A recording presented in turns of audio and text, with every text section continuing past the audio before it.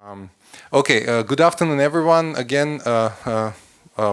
happy to be here and moderating this panel. As I said, we have roughly 50 minutes. I will kindly ask all speakers to be cautious of time and yes, we have a couple of opening remarks, and for that I will invite here the representative of the regional administrative province authority from Kotayk, Մարզպետարան, Հարություն Խաչատրյան, for opening remarks. Please, Հարություն ջան, համեցեք.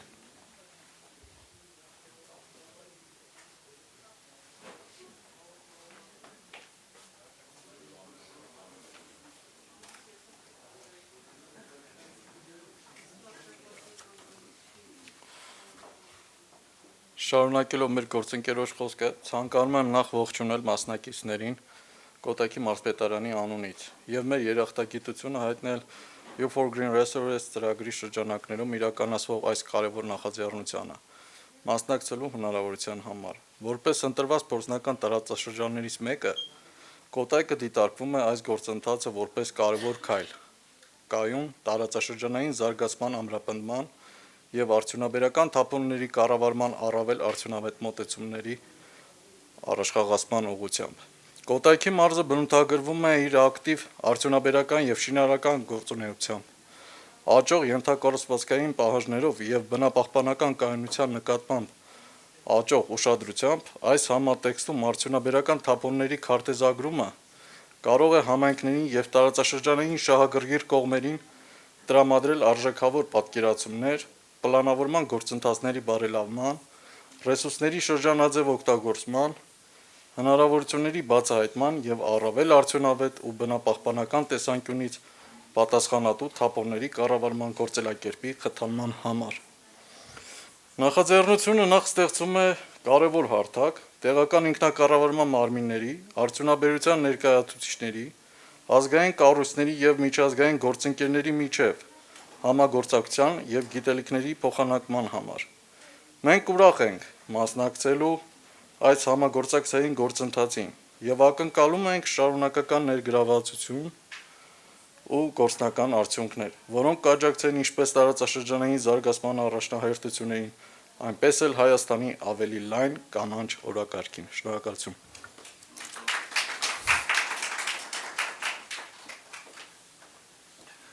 Շնորհակալություն, պարոն Խաչատրյան, շատ կարևոր է տեսնել մարզպետարանների մասնակցությունը ստեղ, հատկապես որ մենք ունենք առաջին սանիտարական աղբավայրի եւ մարզային մակարդակով թափոնների կառավարման նախադեպը Կոտայքի եւ Գեղարքունիքի մարզերում, այնպես որ շատ կարևոր է, կարծում եմ, իհարկե խոսքը գնում է կոշկենցաղային թափոնների մասին, բայց հետագայում այս մարզային մոտեցումները կարող են իհարկե ընդլայնվել եւ ներառել նաեւ արդյունաբերական թափոնները, այնպես որ շատ կարևոր սիներգիա կա այստեղ։ Շնորհակալություն եւ հաջորդիվ ուզում եմ այստեղ հրավիրել I have to switch to English probably. Okay. Yes, and nextly I would like to invite the head of waste sorting division from the greening and environmental community non-profit organization, which is part of the Yerevan municipality, Mr. Armen Shekhoyan, please, for welcoming remarks.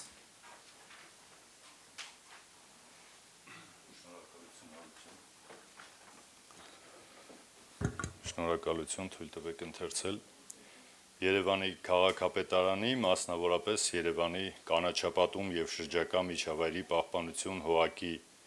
անունից ցանկանում եմ ջերմորեն ողջունել բոլոր մասնակիցներին EU for Green Recovery is ծրագրի շրջանակներում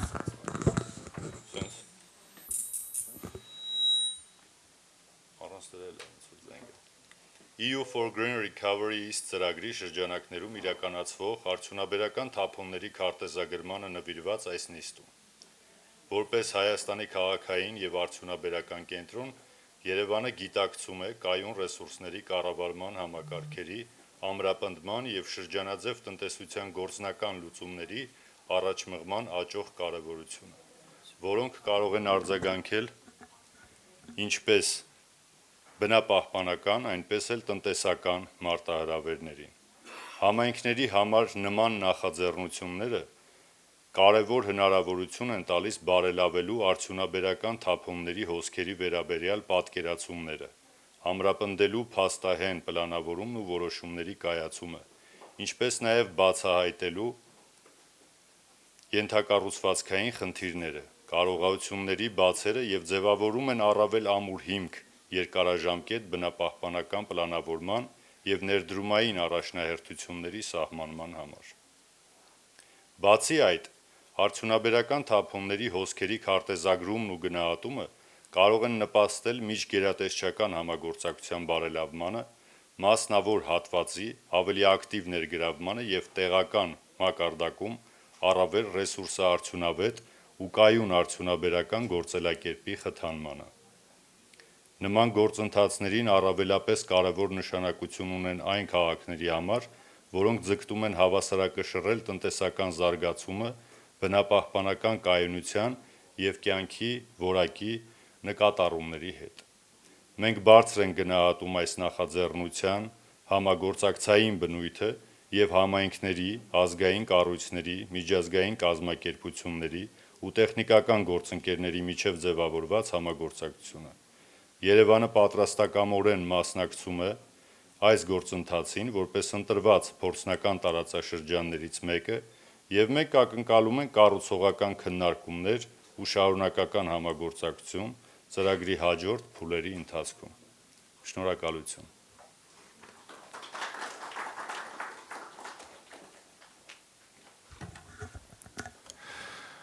Thank you, Mr. Shehoyan. This is Recording also. in progress.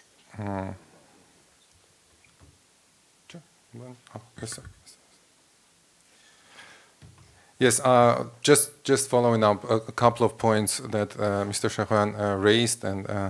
I think the most important thing with the mapping of waste, industrial waste or municipal solid waste, is the factor that we actually are not that much visible on the circular economy global map. This is not a particular issue for Armenia, indeed. I mean, many countries are kind of behind this reporting. But my point is that, of course, when we don't report the data, when we don't collect the data and we don't report the data, we are not as adequately visible on the global circular economy map. And we probably have a lot of report and show, but we don't, because we don't collect the data. So I would like to highlight this importance of really introducing these tools and maps, mapping tools and data collection and data reporting tools. So yeah, let me just move forward and introduce our speakers for today. Tatiana Chernyshevska, the project manager on the Green Recovery, Green EU. Okay, let me. Yes, EU for Green Recovery project manager. Sorry, Tatiana, and Jerzy Sarnacki, who is a PMCG expert working on UNIDO project again, and Irina Makarchan, waste and circular economy expert, again representing PMCG and UNIDO here. I would kindly ask to stick to probably 10-15 minutes in your presentations, please. I mean, 10 would be even better, because we will have, let's stick to 10 so that we can also handle the Q&A session. Please. I think we start with Tatiana.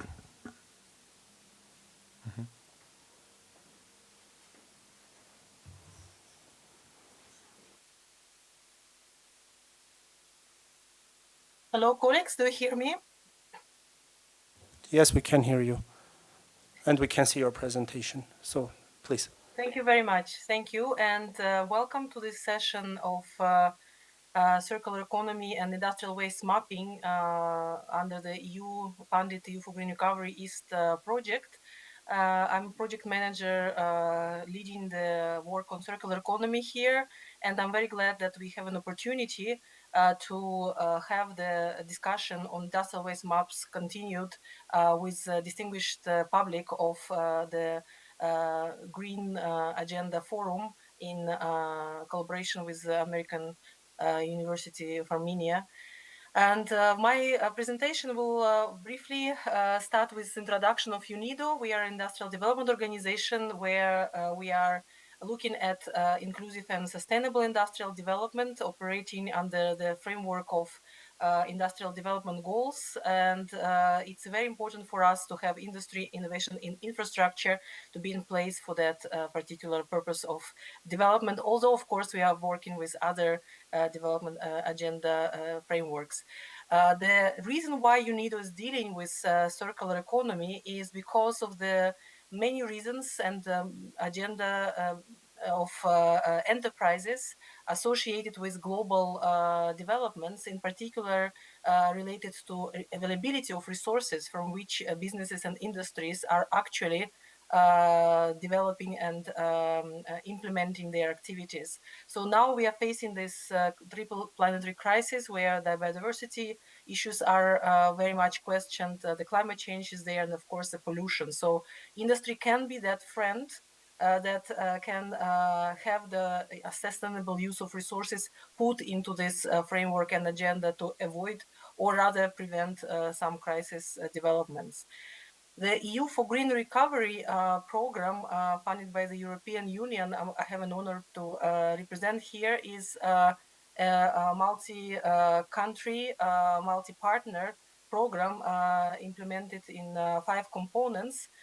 where we are looking at different aspects of green recovery with promoting circular economy and resource efficiency as a component 1 of that program, led by UNIDO. We also work at water resources, at environmental standards, and the EU acquis in relation to the association and accession agendas of countries. Of course, we have to have data. The colleagues from AUA just mentioned that. It's very important that data is available, and we have to have enabling environment and dialogue continue. So this program is covering all those aspects, and we have very particular activities planned for circular economy in particular, where we will look at circular economy progress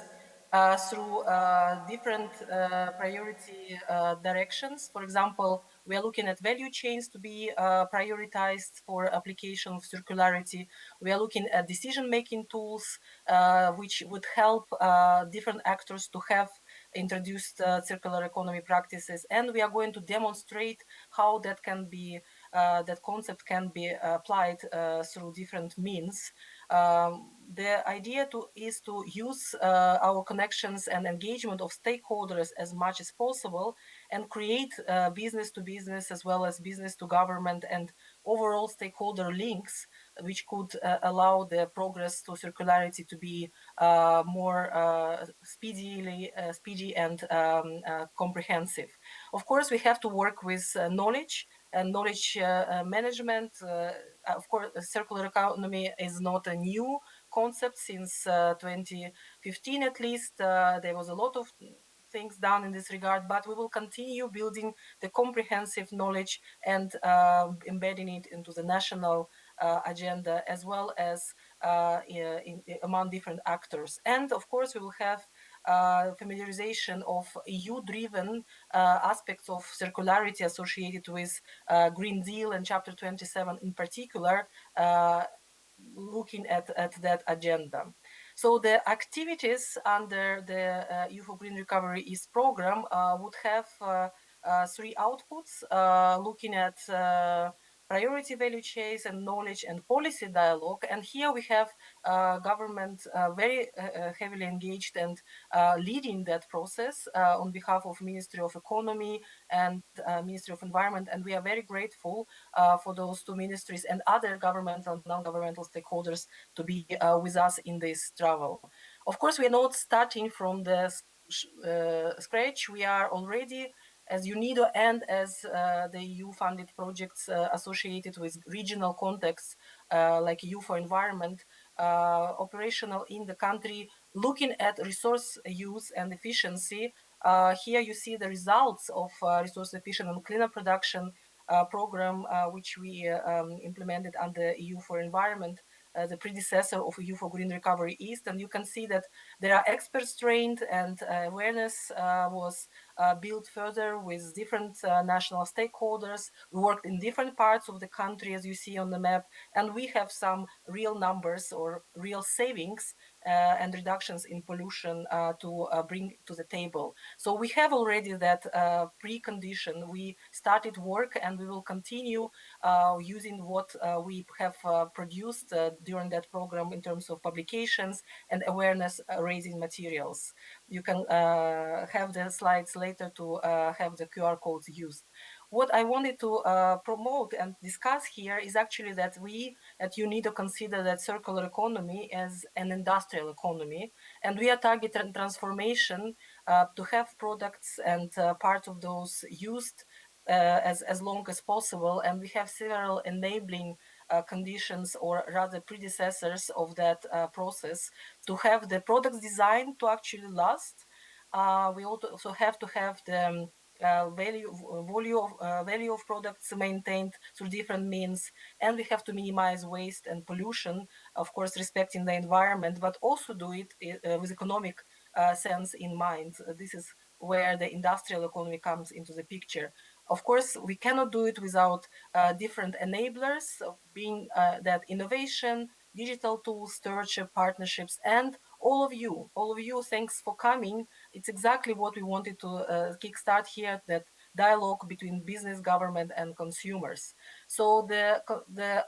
different actors whom we are addressing in our action are going to have different benefits. We are targeting consumers, we are targeting businesses, and we are targeting government, and the social, environmental, economic benefits of all those groups are going to be of different angle. That's why we are going to work with different groups of stakeholders exactly through those entry points, through the common sense, which is beneficial or rather clear for each of those groups, so that we can use the same language and we can use the same understanding on different aspects. In this case, the role of government is of particular importance for us in circular economy dialogue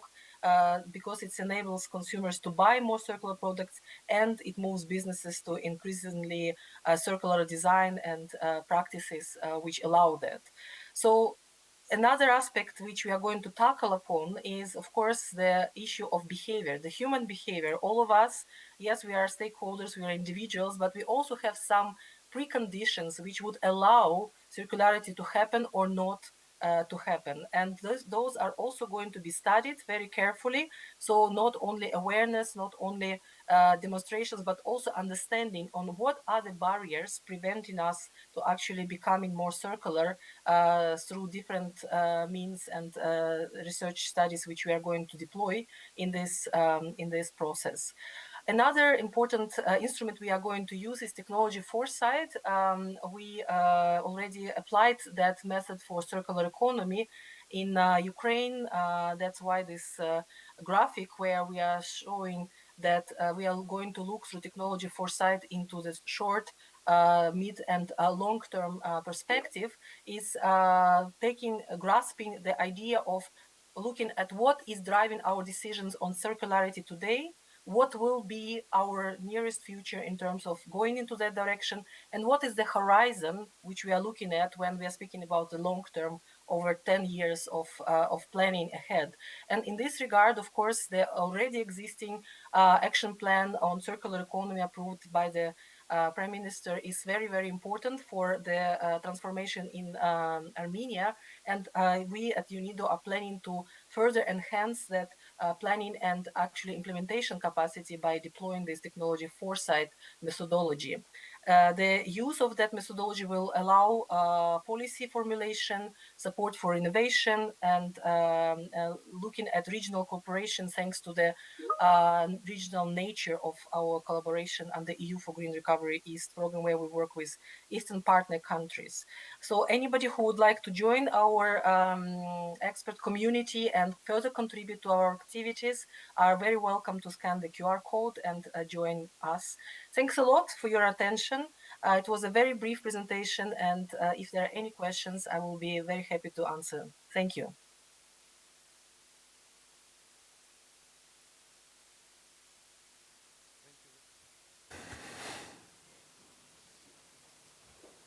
Thank you very much, Tatiana. Thank you for fitting to the time. I'd like to ask our next speaker to start the presentation. Please, Mr. Karnatsky.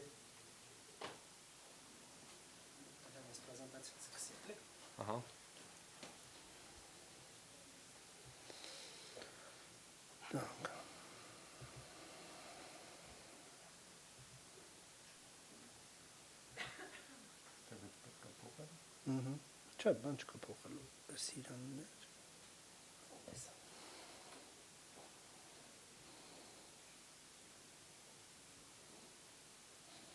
Tatiana, you can see the screen, yeah?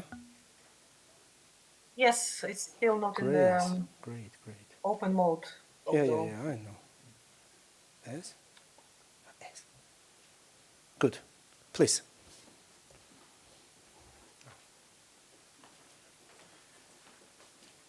Thank you very much. My name is Jerzy Sarnacki. I work for the project called Industrial Waste Mapping on behalf of UNIDO, and this industrial waste mapping project is taking place in Armenia and Georgia. I would like to present the main legal policy framework for circular economy promoted by European Union, and later the framework for conducting industrial waste mapping.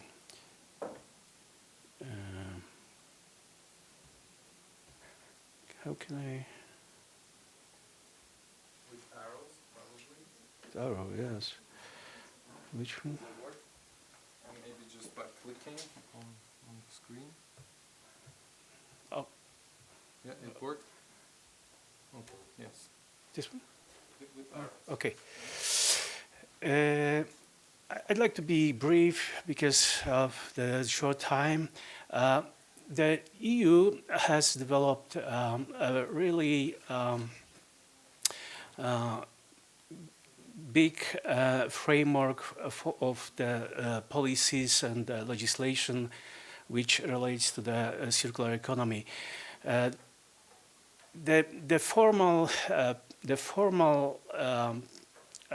embedment of the instruments had taken place in 2015, where the first circular economy action plan was developed, and now we have a binding circular economy action plan started in 2020. Moreover, there are more instruments, legal instruments and policy legal instruments which target the circular economy principles,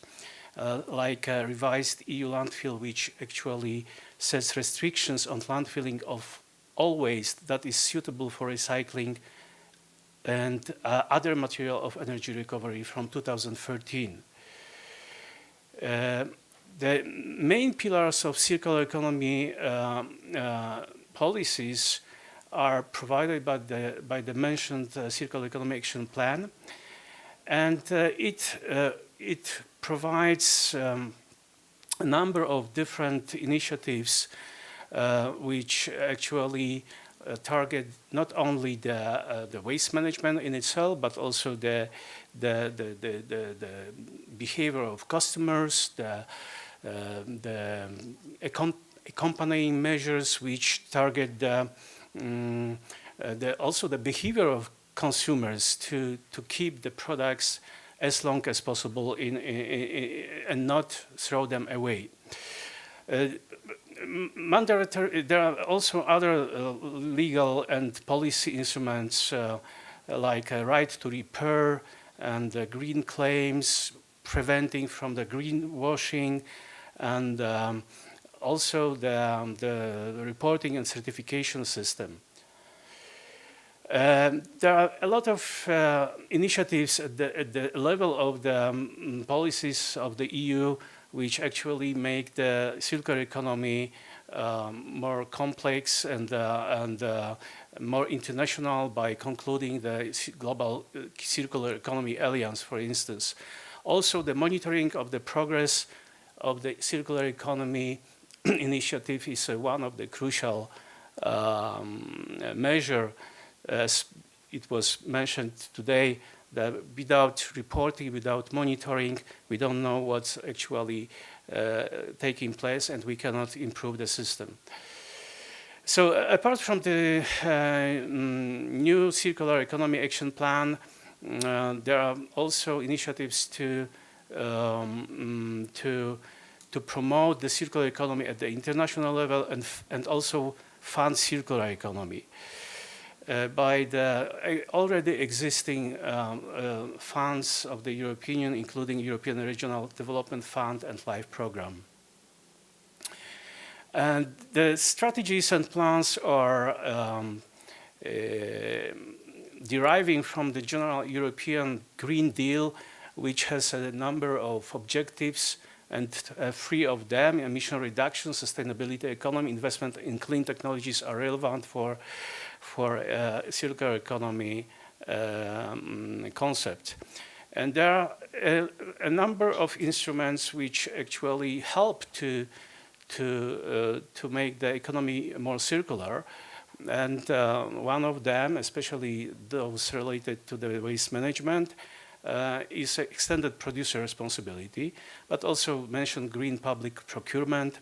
sustainable finance taxonomy, which actually provides the criteria for the financing institutions to assess the eligibility of the projects in terms of the circular economy principles. Okay. And apart from the voluntary instruments, there are also legal obligations which are imposed on the member states of the European Union, and which actually are very relevant for the circular economy concept and initiatives. And they are the targets set for recycle, reuse, or prepare to reuse for different waste streams. And these are obligatory, and they have set timelines. And if the member states don't comply with them, there are infringement procedures to make them compliant. One other instruments which is very important also for the developing initiatives, projects in the circular economy is a concept of end of waste. The concept is based on the fact that at some point the waste, if complies with some criteria, can be considered as a product which can be entered into the market, not anymore considered to be a waste, and which means that it is not obligated to, is not obliged to treat this waste, and actually it can enter the economic market. This should also meet the requirements of the contaminant limits and have the documentation and quality management requirements. And there are examples of the targets for reuse and recycles, and we can also have targets to prepare the reuse and recycle of at least 55% of municipal waste. So, which actually is also the incentive for the municipalities, for the competent authorities to start initiatives, to start the system for recycling, reuse the municipal waste as much as possible. And yeah, the next examples of the targets and recycling for special waste streams, like for packaging waste, plastic, wood, ferrous materials, aluminium, and glass. Also, for the extended producer responsibility, there are some target descriptions. There are some targets for achieved by the member states. For instance, for the packaging waste, EPR are set to be as instrument to be compliant, and also for the single-use plastic products, and also for the electric waste and electronic equipment. And it's also worth mentioning that there are restrictions on the landfilling of all waste imposed to have the limit of share of municipal waste landfill to 10% by 2030.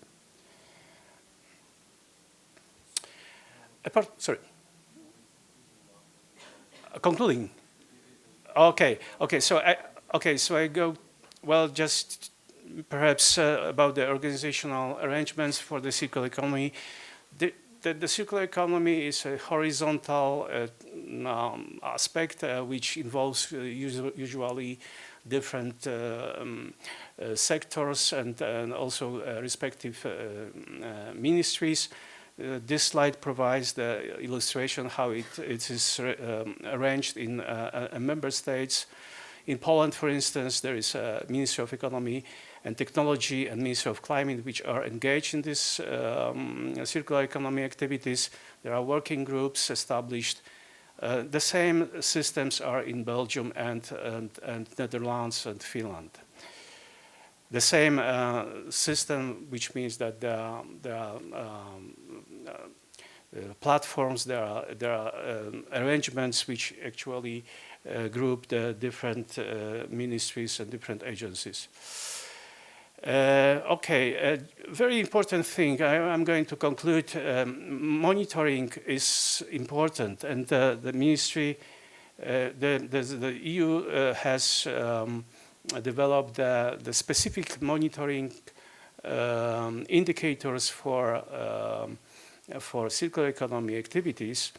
and these are the screenshots of the databases which can be accessed and used for developing the circular economy action plans. And here there's an example from Poland actually, which shows the waste codes for the construction and demolition waste, and also the respective fraction which impose the country to make the management of this waste in the manner of selection, and also the respective processes which are authorized by the Ministry of Environment, how they are to be treated. So this is, as it was mentioned before, the monitoring, reporting is crucial for actually developing the system of management, the circular economy initiatives and work. I'm going to have also the presentation of the industrial waste mapping, and perhaps just about, well, I will say that EU does not have a specific definition of the waste, industrial waste in the Waste Framework Directive, which is the capital directive for waste management. However, there is, in the industrial in the code of the waste,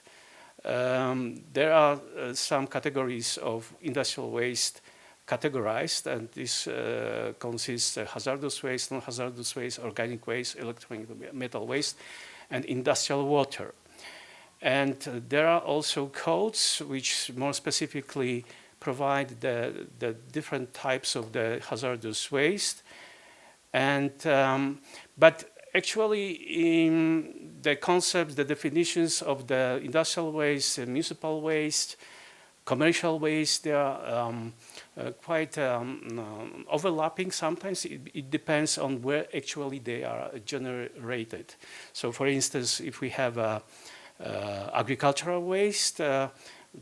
this may be considered as both the industrial waste or commercial waste, dependent on the size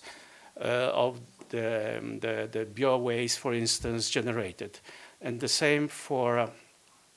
instance, the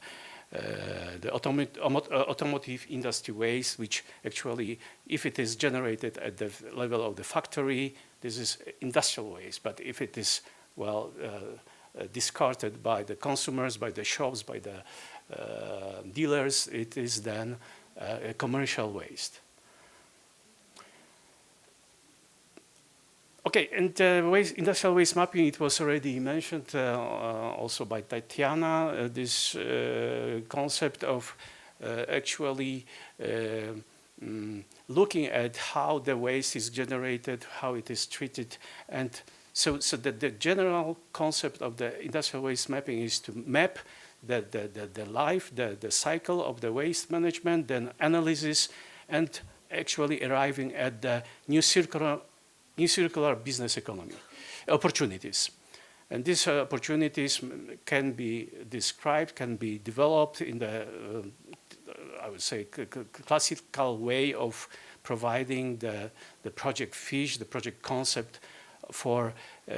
financing by the international financing institutions or the national institutions, but they should illustrate the strategies from reduce, reuse, recycle, repair, for instance, have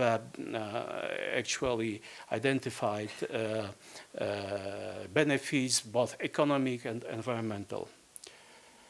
Okay, I see that I should finish. So just for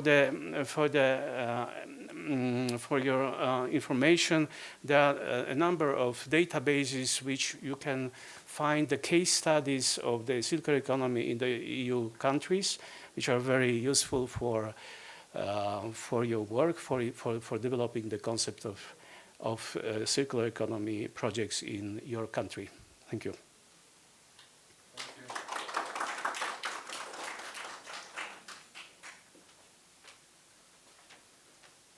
Thank you, Mr. Sarnecki. I think the audience will have a lot of questions, which we unfortunately are not going to be able to address. But yes, our next speaker is Irina Mukherchan. Please, Irina.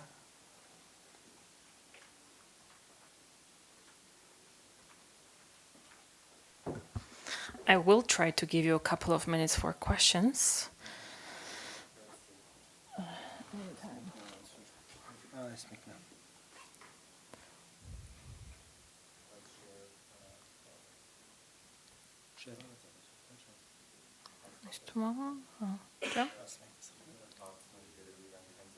Tatiana, can you see the presentation with my name on it? Yep. Yes, absolutely. Yes. Great, thank you. So just to give you a little bit of an introduction of why this project is happening in Armenia and what exactly we're doing. Many of my colleagues already shared a lot of information about industrial waste. And one of the things that we're going to talk about why we're focusing on Armenia waste is a very particular topic, so I'm assuming that all of you here have some understanding about waste management. And one of the most problematic things we have in Armenia is that we have quite a few organizations, state authorities, and not only, that are engaged in waste management. We have the Ministry of Environment that is dealing with hazardous waste. We have the Ministry of Economy, which is dealing with circular economy. We have the Ministry of Territorial Administration and Infrastructure that is dealing with circularity overall. So we have quite an interesting system and infrastructure operating in Armenia. Also, as it was mentioned, we have a very big issue on data, and without data, it's actually quite difficult to understand whether or not circularity can work for Armenia. So the exercise on waste mapping has different components, and we are at a point right now where we're finalizing the regional selection. So if some of you have some concerns or have some recommendations, this is actually the perfect timing to raise them. So there are two organizations that are working as subcontractors to UNIDO, a national service provider, Civita, and international service provider, which is PMCG. Two organizations together are working on the aspect of developing the map for Armenia's context. And the first three activities that have been taken, methodology development and adaptation, selection of regions, cluster industrial parks, as well as awareness and stakeholder engagement, is the things that have been done. However, when we're talking about selection of the regions, it is pre-selected, it is not finalized. And again, this is the moment wherever you can talk about it and raise your concerns. In Armenia, we have categorization of 5 types of waste, generally speaking. It's like per class. We also identify the level of hazard. So with industrial waste, generally it falls between first and fourth. Also, if it is, of course, sorted, it might fall under category 5. However, when the regional selection has been implemented, generally it was done through a desk research. There was, of course, a certain discussion with different stakeholders. There was also a validation workshop that has happened, but the finalization hasn't been completed yet. So the regions and city of Yerevan have been evaluated on a number of criteria, including the industrial structure, the potential for circular economy, the infrastructure related to waste management, and after the grading, several regions have received higher points. And Yerevan was the first one with 49.5 out of 100, and the second was Kotayk region. So these were the two administrative areas that have been identified and pre-selected in order to conduct the overall waste mapping exercise. So within the waste mapping exercise, we are going to include several other activities that you can see here.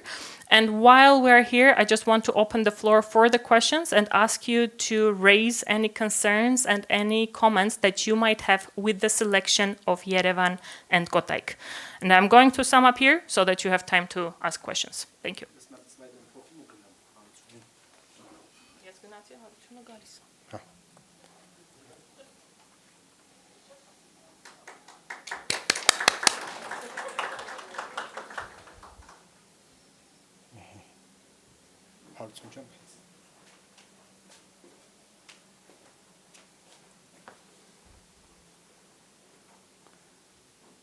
Okay, I have no idea where these QR codes are going to lead you, but apparently this is for, different reports and methodology, and yes, the floor is open for questions or concerns or remarks on, particularly the selection of 2 entities, Yerevan municipality and Kotayk region. If there are questions, why? The question on why was more or less clarified. There is a methodology, there is a scoring, but if you have any concerns, there are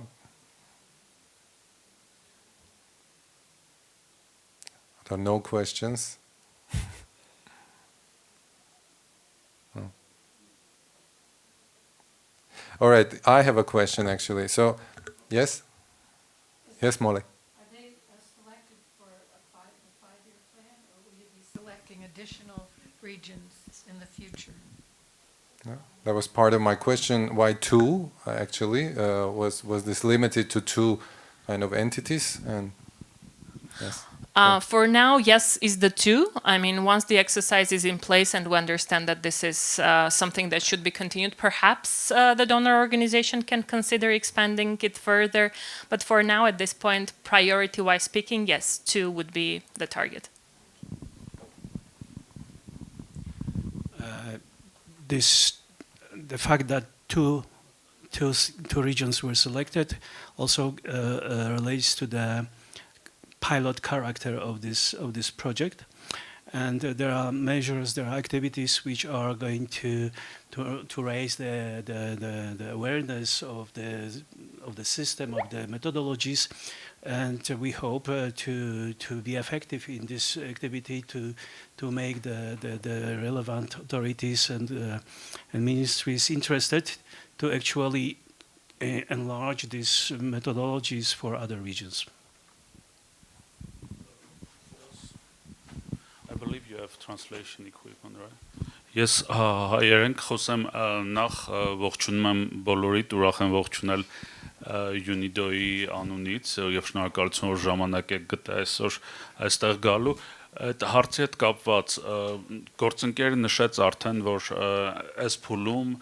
փորձարարական բնույթ է կրում գործողությունները եւ այդ ընտրությունը աշխարհագրությունների ոչ թե կառույցների, այլ աշխարհագրությունների թերևս ընտրությունը նրա համար է որ տեսնենք շատ խոսեցինք դրա մասին որ տեղեկությունների բացակայությունը, տվյալների բացակայություն, տվյալների որակը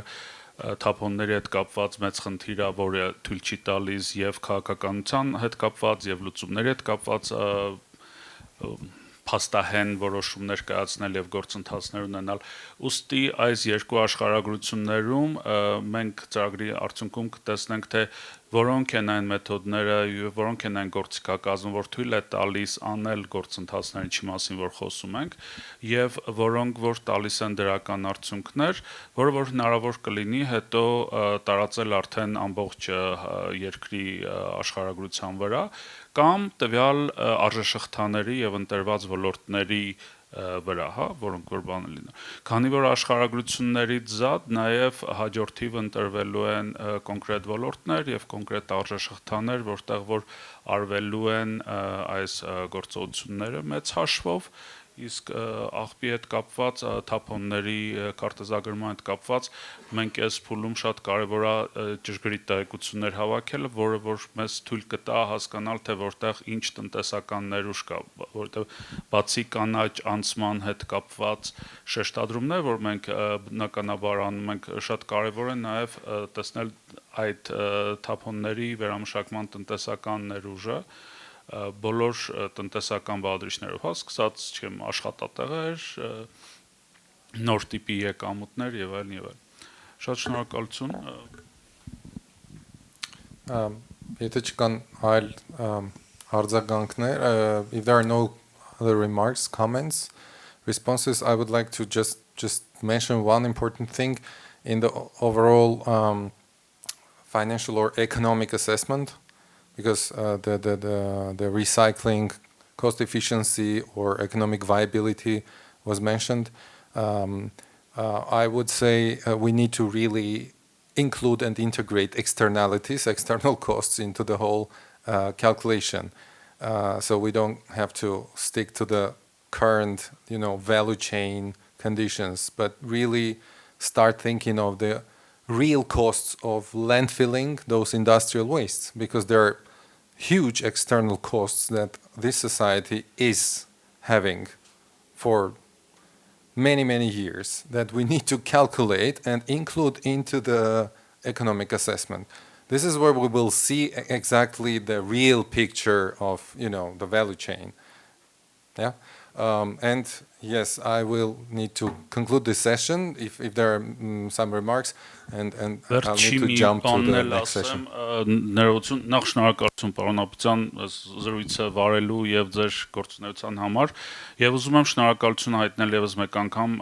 իմ անունից, UNIDO-յան կողմից, անունից ձեր ներգրավման համար, քանի որ այս ծրագիրը ոչ միայն ծրագիրը, որ ունի սկիզբ ու վերջ, այլ մենք նայում ենք, որ Հայաստանում բազում գործընկերներ, բազում կառույցներ այս ուղղությամբ որոշակի ջանքեր են դրել, որոշ հաջողություններ ունեն արձանագրած։ Հիմա այս փուլում կարևոր է, ինձ թվում է եկել է այն պահը, երբ բոլորիս ուժերը պետք է համատեղենք եւ միասնական շարժում ունենանք, որը որ թույլ կտա արդյունավետությունը բարձրացնել մեր բոլորիս ջանքերի, որովհետև մենք տարբեր մակարդակներում եւ ակադեմիական մակարդակում եւ համայնքներում աշխատող տարբեր գործընկերներ ունեն քաղաքականության վրա եւ այլ եւ միասնական շարժում ունենալը կարծում եմ, որ կարևոր գրավականը կլինի մեր հետագա հաջողության ու շնորհակալ եմ, որ այս շարժման ու այս զրույցի մասն եք կազմում։ Շնորհակալություն, պարոն Աբրատյան։ Ես եմ շնորհակալ։ Thank you.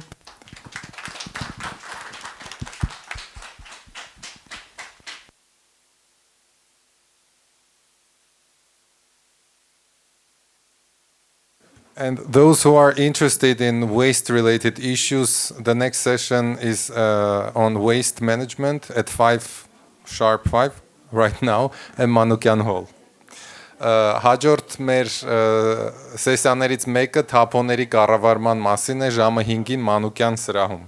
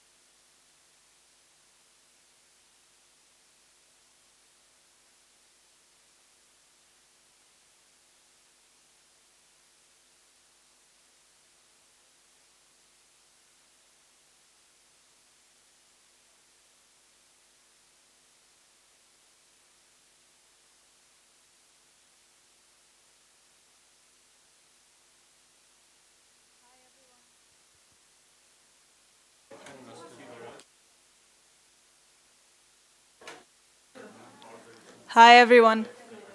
If you could take your seats, we're going to be starting the next session shortly.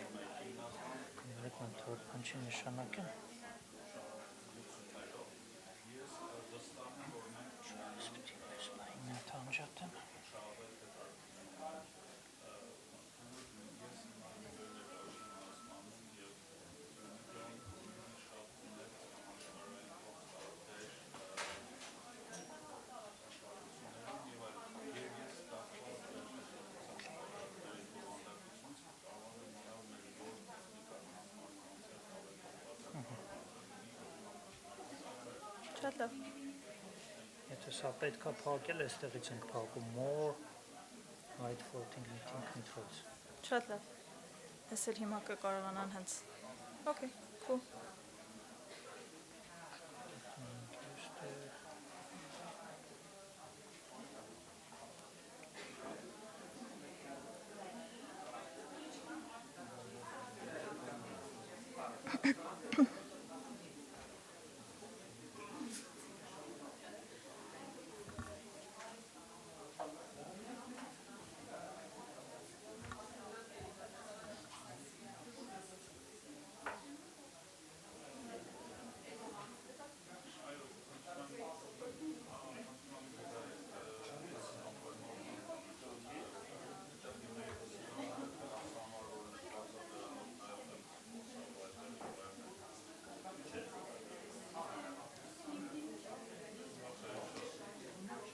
All right, hi everyone. To stay on track, we're going to get started now. So if you could take your seats, you're welcome to keep your conversations going outside, but we're going to get started now.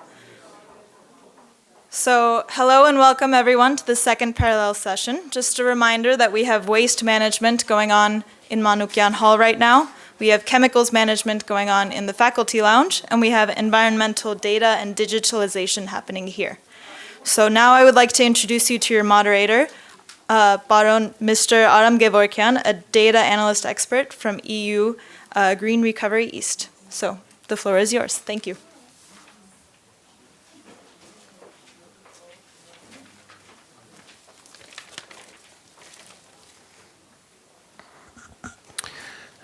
Բարև ձեզ,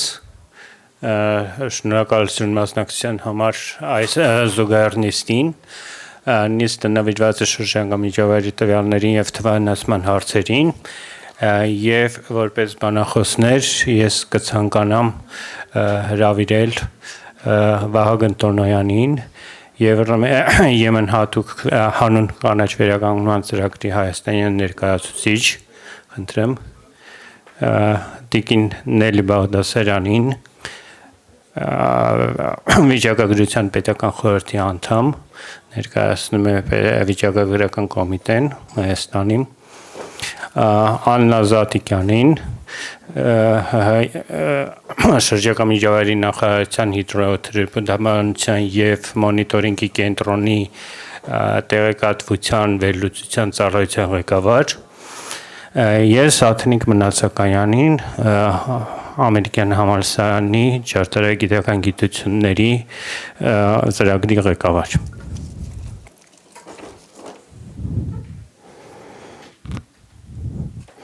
Ինչպես ասեցի, մեր նիստը նվիրված է շրջակա միջավայրի տվյալներին եւ թվայնացման հարցերին եւ ես հայկերջ կներկայացնեմ այն հարցերի շրջանակը, որոնք այսօր մենք կփորձենք քննարկել այս մոտակա 1 ժամվա ընթացքում, ինչպես գիտեք, ինչպես բոլորդ էլ պատկերացնում եք, ասելով շրջանակա միջավայրի տվյալներ դա շատ մեծ ոլորտ է եւ իր մեջ ներառում է ինչպես օդ, ջուր, կենսաբազմազանություն, թափոններ, դրանց վերաբերյալ բոլոր տվյալները եւ ոչ միայն մոնիտորինգային տվյալները, այլև կառավարման եւ որոշումների կայացման համար անհրաժեշտ տվյալները լինեն դրանք թույլտվություններ, կամ ասենք լիցենզիաների մասին տվյալներ, իրականացում, իրավակիրարկում եւ այլն։ Այդ իսկ պատճառով հիմնական խոչընդոտը եւ հիմնական մարտահրավերը այս ոլորտում կայանում է այս տվյալների մասնատվածության մեջ, ոչ միայն տարբեր կազմակերպությունների ներքո, այլ նույնիսկ մեկ կազմակերպության նախարարության կամ այլ կազմակերպության ներքո տվյալները ոչ միշտ են համատեղելի իրար հետ, բախվում են մասնատված վիճակում եւ այդ հաստատությունների միջև համագործակցությունը տվյալների շերինգի, տվյալների կիսման ոլորտում այնքան էլ բավարար վիճակում չէ։ Եվ սա այն հիմնական հարցերից է, որ մենք այսօր կքննարկենք, ինչպես նաև այդ տվյալների համատեղելիությունը ներդաշնակումը իրար հետ ապահովելու ինչ միջոցներ են ձեռնարկվում եւ ինչպիսի բացեր կան այս ոլորտում եւ կփորձենք նշել այն նորարարությունները, որոնք որ հիմա կիրառվում են շրջակա միջավայրի տվյալների հավաքագրման եւ նոր digital թվային հարթակների ստեղծման ոլորտում եւ հետաքրքիր կլինի այս բարակայում քննարկել նաեւ տվյալների անվտանգության հետ կապված հարցեր, տվյալների որակի հետ կապված հարցեր եւ հուսանելիության, տվյալների պահպանման հուսալիության հետ կապված հարցեր եւ այս ամբողջը բերում է մեկ հիմնական ուրեմն կոնցեպտի գաղափարի դա շրջակա միջավայրի ոլորտում միասնական տվյալների ստանդարտների անհրաժեշտության գաղափարն է եւ կփորձենք հասկանալ ինչ է արվում այսօրվա դրությամբ ունենալու այդպիսի ստանդարտներ եւ իհարկե չպետք է մոռանանք թե ինչ նպատակով է այս ամեն ինչը տվյալների հավաքագրումը վերլուծությունը իրականացվում է ճիշտ որոշումներ կայացնելու համար եւ ուրեմն տվյալների եւ ինֆորմացիայի կապը քաղաքականության մշակման հետ շատ կարեւոր է։ Սա հակիրճ ներկայացումներ այն հարցերի, որոնք կփորձենք այսօր քննարկենք եւ որպես առաջին հարց եւ որպես առաջին բանախոս ես կցանկանամ հարցս ուղղել Տիկին Բաղդասարյանին մենք գիտենք որ վիճակագրական կոմիտեում վերջին տարիներում մեծ առաջընթաց է գնացվել տարեկան ջրի արխիվների մշակման գործում եւ կցանկանանք մի քիչ ավելի մանրամասն ձեզնից լսել, որքանով են այդ ջրի արխիվների տվյալները համապատասխանում շրջակա միջավայրի նախարարության տվյալներին եւ այս ոլորտում ինչպիսի բաց թողումներ են առկա եւ ինչպիսի քայլեր պետք է ձեռնարկել այդ բացերը լրացնելու համար։ Խնդրեմ։ Շնորհակալություն, իսկապես շնորհակալ եմ այս հրավերի համար, որովհետև հիմնականում վիճակագրության ներկայացուցիչները լինում են միշտ մասնակիցների կարգավիճակով եւ շատ շնորհակալ եմ, որ այսօր ինձ էլ է ձայն տրվում եւ ես կարող եմ բարձրացնել մեզ հուզող հարցերը։ Հայաստանում ջրի հաշիվների մշակման ոլորտում գրանցված առաջընթացը կարևոր քայլ է ջրային ռեսուրսների եւ տնտեսության փոխկապակցվածության ամբողջական գնահատման ուղղությամբ։ Ջրի հաշիվները կազմվում են միջազգային ընդունված մեթոդաբանությամբ եւ նպատակ ունեն ապահովել համադրելի ամբողջական եւ ինտեգրված տվյալներ ջրի պաշարների օգտագործման վերադարձի վերաբերյալ։ Միևնույն ժամանակ այդ տվյալների համապատասխանությունը շրջակա միջավայրի նախարարության համակարգերում առկա տեղեկատվությանը լիարժեք չէ եւ պայմանավորված է մի շարք գործոններով։ Ես կասեի ամենակարևորը, առաջինը դա մեթոդաբանական տարբերություններն են։ Վիճակագրական կոմիտեն օգտագործում է տնտեսական եւ բնապահպանական հաշվառման ինտեգրված շրջանակ, Մինչդեռ նախարարության տվյալները հիմնականում հիմնված են մոնիթորինգի եւ վարչական հաշվառման վրա։ Սա կարող է հանգեցնել ցուցանիշների տարբեր սահմանումների եւ հաշվարկման տարբեր մոտեցումների։ Հաջորդը դա տվյալների բազմազանությունն է եւ մասնատվածությունը։ Հայաստանի ջրի վերաբերյալ տվյալները Վիճակագրական կոմիտեն ստանում է տարբեր հիմնարկներից, դա շրջակա միջավայրի նախարարությունն է, ջրային կոմիտեն է, հիդրոմետ ծառայությունը եւ այս դեպքում բարդանում է տվյալների համադրելիությունը եւ այստեղ կարևոր է նաև ժամանակային եւ շարային անհամապատասխանությունները, այսինքն տարբեր մեթոդաբանությունների կիրառումը տարիների ընթացքում հանգեցրել է տվյալների շարքերի միջև անհամադրելիության, հատկապես ջրամատակարարման եւ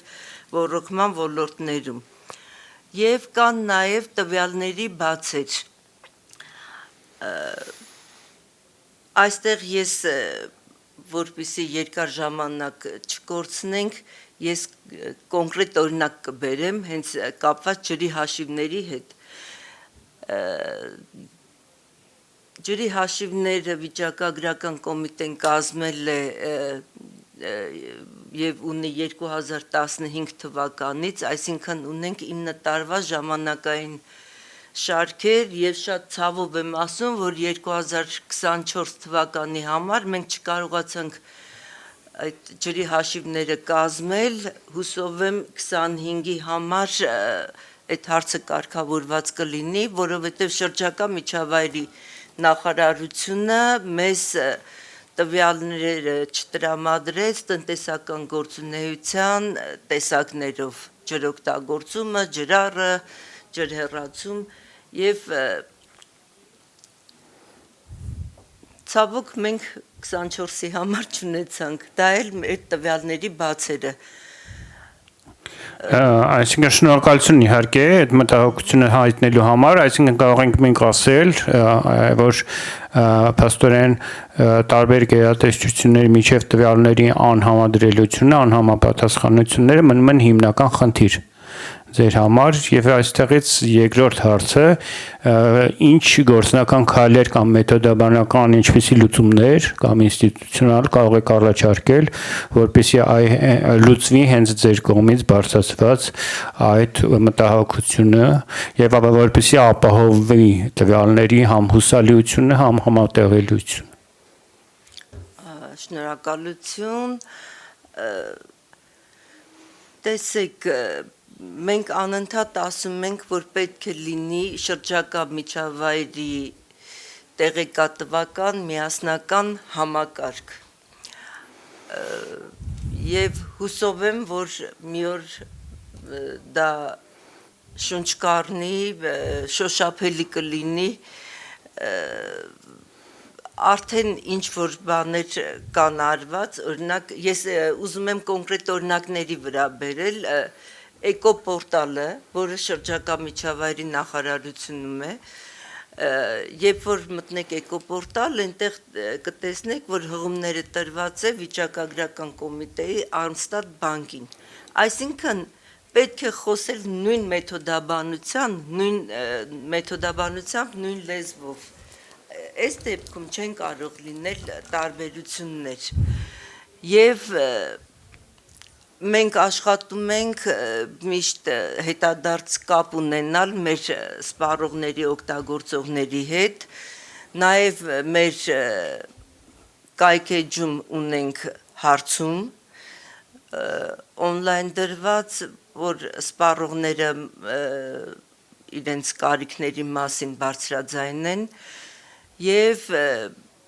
մենք մեր տվյալները երբ որ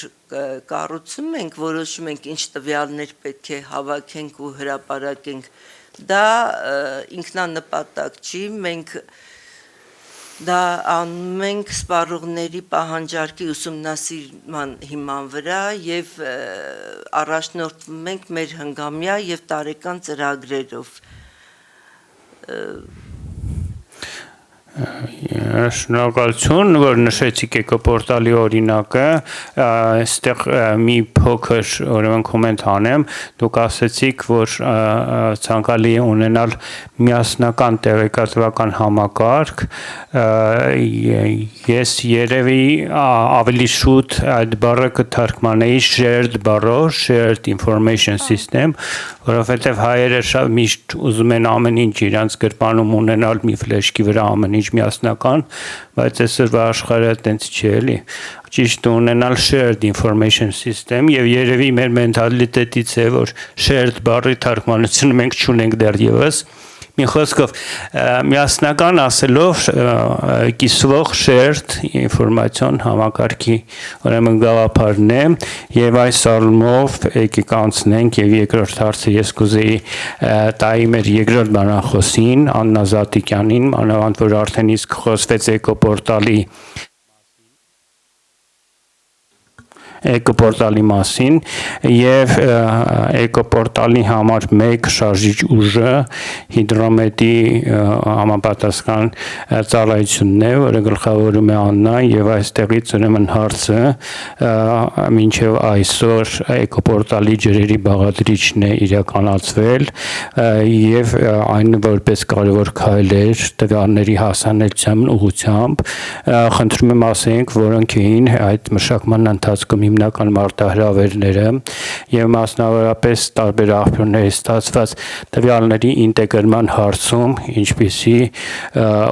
լուծումներ առաջարկեցիք եւ ինչպիսի խնդիրների առաջ եք կանգնած։ Շնորհակալություն։ Էկոպորտալի նախնական տարբերակը սկսել է մշակվել դեռևս 2019 թվականից եւ հիմնական ստեղծման նպատակն էր բնապահպանական տեղեկատվության հասանելի դարձնելը հանրությանը, ներկայացնել մատչելի տեսքով բնապահպանական տեղեկատվությունը։ Այդ ժամանակ հիմնական մարտահրավերները իրականում շատ էին, դրանցից հիմնականները կապված էին այն բանի հետ, որ տարբեր համակարգեր թերի էին, ոչ լիարժեք էին, տարբեր կառույցների մոտ ելակետային տվյալները տարբեր ձևաչափերով էին եւ դժվարեցնում էր միասնական մշակումն ու ինտեգրումը մեկ համակարգին։ Այսօր էլի կան այդ մարտահրավերները եւ երևի այսօրվա ամենամեծ մարտահրավերներից է նաեւ այդ տեղեկատվական հոսքերի հոսունության ապահովումը, շարունակականության ապահովումը։ Այսինքն դուք նկատի ունեք տարբեր գերատեսչությունները, որպեսզի ժամանակային առումով ճիշտ ժամանակին ապահովեն, լցնեն, հա, էկոպորտալը տվյալներով, ճիշտ եմ հասկանում։ Դրա համար պետք է որ այդ նույն կազմակերպությունները ունենան խթաններ այդ էկոպորտալից օգտվելու եւ այդ առումով կցանկանայիմ երկու բառ ասեիք թե բայց հետաքրքրությունը տարբեր գերատեսչությունների որն է որ պետք է շահագրգռի նրանց այդ տվյալներով մատակարարել էկոպորտալը։ Իրականում հետաքրքրությունը այն է, որ ամեն մեկը դիմացինի տվյալներից կարողանում է օգտվել եւ իր վերլուծությունները կատարել համապատասխան, այսինքն ես շեյր եմ անում իմ տեղեկատվությունը, մեկ այլ կառույց իրանը, մենք բոլորս օգտվում ենք այդ համակարգից եւ արդյունավետ աշխատանք է իրականանում տվյալների վերլուծության հետ կապված։ Շնորհակալություն եւ երբ մենք ասում ենք տվյալների պահպանում այստեղ ես կուզեի հարցը ուղղել մեր երրորդ բանախոսին Տիկին Մնացականյանին եւ շատ անգամներ այս տվյալների պահպանման գործընթացը կապվում է տվյալների անվտանգության հետ եւ մեր մոտ դեռևս գերատեսչություններում այն մտավախությունը կա որ եթե կոպիտալ ասած իրանց պատվալում դրած սերվերի վրա չլինի այդ տվյալը ուրեմն այդ տվյալի անվտանգությունը կխաթարվի այս ուրեմն մտածողությունից ելնելով ես կուզենայի ձեր փորձից հասկանայի, իմանայի ձեր փորձառությունից, թե տվյալների պահպանման լուծումների շուրջ ինչպիսի մոտեցումներ են այսօր արդիական եւ այդ համատեքստում, հայկական համատեքստում, ինչպես կգնահատեիք այդ բանավեճը ամպային, ուրեմն ամպային մակարդակում պահպանել տվյալները, թե տեղական սերվերների վրա, որովհետև իմ փորձից ելնելով դուք ալ ճիշտ իհարկե կասեք, շատ դեպքերում մտավախություն կա, որ ամպայինը անվտանգ չի, իսկ ուրեմն կողքի սենյակում դրած համակարգիչը ավելի անվտանգ է, չնայած որ ոչ սերվեր ադմինիստրատոր կա նստած այդ կողքի սենյակում, ոչ էլ ակնկալվում է, որ ինչ որ մի օր կունենաք, խնդրեմ։ Շատ հետաքրքիր հարցերի բազմություն տվեցիք, ու փորձեմ համապարփակ, բայց նաև լիարժեք պատասխանել այդ հարցին։ Տեսեք, երբ որ մենք խոսում ենք թվայնացման մասին, ակնհայտ է, որ ցանկացած հատկապես կենսական ոլորտ, որտեղ տվյալների համակարգում է անհրաժեշտ, պարտադիր պիտի թվայնացում լինի, որտեղ առանց թվայնացման այդ ձեր բարձրաձայնած խնդիրներից ոչ մեկը հնարավոր չի լինելու լուծել եւ արդյունավետ վերլուծություն նաև արհեստական բանականության որոշակի սահմանափակումներով ներդրում չենք կարողանալու անել։ Այսինքն թվայնացումը ակնհայտորեն անհրաժեշտ է բոլոր ոլորտներում, նաև ձեր նշած ոլորտում, բայց երբ որ մենք խոսում ենք անվտանգության մասին, դա լինի թվային անվտանգություն, ֆիզիկական անվտանգություն եւ այլն, մենք առաջին հերթին խոսում ենք կենսական ոլորտների, կենսական ենթակառուցվածքների մասին, չէ՞, որովհետեւ անվտանգություն առաջին հերթին ապահովում է այդ կենսական ոլորտում, կենսական ենթակառուցվածքների եւ կենսական գործունեության համար։ Երբ որ մենք խոսում ենք կենսական ոլորտի թվայնացման մասին, մենք պիտի եռաշերտ դիտարկենք։ Ամբողջ աշխարհը խոսում է cyber security եւ information security-ի մասին։ Մենք պիտի տեր կանգնենք այդ թվային եւ տեղեկատվական անվտանգությանը։ Թվային անվտանգության դաշտում պիտի հասկանանք, թե այդ ինչ սարքաշինական սարքերով ենք այդ թվայնացումը ապահովում, դրանք ինչ արտադրություններ են, ովքեր են դրանց հասանելիությունը ապահովում եւ այլն, ինչ ծրագրային փաթեթներ ենք տեղավորում, այդ արդեն մի քիչ ավելի ինժեներական, ճարտարագիտական, գիտարվեստական լուծումներ են եւ ապահովում, բայց երրորդ շերտում արդեն ոչ թե թվային անվտանգությունն, այլ տեղեկատվական անվտանգությունը։ Տեղեկատվական անվտանգությունը ապահովելու համար ոլորտային, ոլորտում գործող բոլոր շահառուները, հատկապես գերատեսչությունները եւ նաեւ միջազգային կառույցները եւ մասնավոր ոլորտի մասնակիցները, այդ գործընթացի, իրենք պիտի ուղիղ մասնակցություն ունենան այսօր երկրում ձևավորվող օրենսդրական դաշտին, որտեղ մենք ընդունել ենք թվային անվտանգության օրենք, վերջապես ոլորտի կարգավորման օրենքը ընդունվել է, ենթաօրենսդրական ակտերը դեռ ընդունված չեն, 31 ակտ ոնց որ թե այս տարվա ընթացքում պիտի ընդունվի։ Այդ օրենսդրական փաթեթում ոչ միայն կենսական ոլորտներն են նշված 13-ը, նշված են կենսական ենթակառուցվածքներ վարող կազմակերպությունների որոշման բանաձևերը նշված են, որոնք ուղղակի նշված են, որ բանաձևը կա, բայց դրանց այդ ենթաօրենսդրական ակտերում դրանց ձևակերպումը չի կարող միայն թվայնացման կամ բարձր տեխնոլոգիաների նախարարությունն անի, ոլորտային գերատեսչությունները պիտի մասնակից լինեն դրան։ Եվ երբ որ արդեն հասնում ենք տեղեկատվությանը եւ տեղեկատվական անվտանգությանը, այստեղ թյուրըմբռնումներ կան։ Երբ որ ասում ենք տվյալը պիտի բաշխված, հասանելի պահվի, իմիջիայից shared բառը շատ լավ բաշխված համակարգեր, որտեղ հասանելիությունները հնարավոր է, ապահովել։ Այստեղ 3 եզրույթ կա, որ պիտի հասկանանք։ Կա հասանելի public տվյալ, հանրամատչելի տվյալ, հանրությանը հասանելի, առանց որևէ access control-ի։ Կա խոցելի տվյալ, որը ուղիղ կապված է կենսական ոլորտի նույնիսկ մետա տեղեկատվությանը, որովհետև այն ինչ որ գերատեսչությունից կամ տվյալի տիրոջ թույլտվությամբ պիտի բաշխվի, միայն այդ ձևով կարող ենք դրանք համակարգել։ Եվ կա գաղտնի տվյալ, որը բացի գերատեսչությունից, բացի տվյալի տիրոջ մոտ լինելուց չի կարող որևէ տեղ վերլուծվել։ Այսինքն մենք օրենսդրական փաթեթում հիմա եզակի շանս ունենք, հնարավորություն ունենք այդ ամեն ինչը ձևակերպելու։ Մինչ այս չունեինք։ Հետևաբար ձեր բարձրացած բոլոր խնդիրները արկա էին, ամեն մի գերատեսչություն որոշում էր, որ իր տվյալը իր սեփականությունն է։ Ոչ, տվյալը իր սեփականությունը չի։ Նախ տվյալը պետության սեփականությունն է եւ հետեւաբար նաեւ քաղաքացիների սեփականությունն է, իսկ պետությունը իր վրա պարտականություն է վերցրել ոչ միայն մարդու, քաղաքացու ֆիզիկական անվտանգությունն, այլ նաեւ նրա թվային անվտանգությունը ապահովել, հա։ Հետեւաբար այսօր մենք ունենք եզակի հնարավորություն մասնակից լինելով այդ ենթաօրինսդրական ակտերի ձևակերպմանը եւ տվյալները անվտանգ դարձնելու համար կա նաեւ մյուս հատվածը տվյալը պիտի ճիշտ դասակարգվի, տվյալը ճիշտ պիտի նկարագրվի ոլորտային տվյալը եւ դրանում բացի ոլորտային ներկայացուցիչներից ոչ ոք չի կարող մասնակցություն ունենալ, որովհետեւ տեխնիկական ճարտարագետը չի կարող ամեն ինչ ձևակերպել, չէ՞, ոլորտային մասնագետը պիտի ձևակերպի, ճարտարագետը պիտի այդ բաշխված ցանցում դրան ֆիզիկապես տեղակայի, նկարագրի եւ այլն։ Ու պիտի հասկանանք թե հաճախ մենք երբ որ ֆիզիկական սարքի մասին ասում ենք, գիտենք ինչն է տերը, չէ, երբ որ գումարի մասին ենք խոսում կամ ինչ որ իրի մասին ենք խոսում, տերը գիտենք ով է, բայց թվային դաշտում մենք շատ հաճախ մոռանում ենք, որ թվային տվյալը տեր ունի միշտ, հա, եւ պիտի ունենանք, հասկանանք, որ ով է տերը տվյալի, ով հասանելիություն պիտի ունենա տվյալի եւ դա տվյալի կառուցվածքի մեջ նկարագրված պիտի լինի տվյալների այդ համակարգի կառուցվածքում եւ այդ ձևով հնարավորություններ կստեղծենք տվյալի վերլուծության, որովհետեւ մենք առանց իրար հետ տվյալը կիսելու չենք կարող վերլուծություն անել։ Բարեբախտաբար այդ օրենսդրական փաթեթում դա նույնպես ներառված է, ոչ միայն թվային անվտանգության կենսական ոլորտների նկարագրությունն է տրված օրենքով, այլ նաև տվյալների բաշխման, տվյալների կիսման, տվյալների հասանելիության, տվյալի դասակարգման, հա, այդ ենթաօրենքը կա ընդունված, որը այս տարվա ընթացքում պիտի որ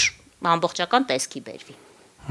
Իսկ cloud մի հատ էլ դա ասեմ, ավարտեմ, հա։ Իսկ երբ որ մենք խոսում ենք AMP-ի մասին կամ